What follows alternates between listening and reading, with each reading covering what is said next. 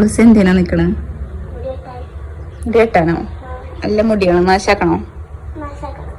മാശാക്കണോ?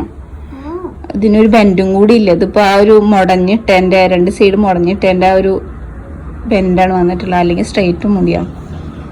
ഉറപ്പാ വെട്ട? എത്ര വെട്ടുണ്ട് നോക്കട്ടെ. ഇങ്ങോട്ട് തിരിഞ്ഞു നോക്കട്ടെ. എത്ര വെട്ടുണ്ട്? ഉറപ്പാ?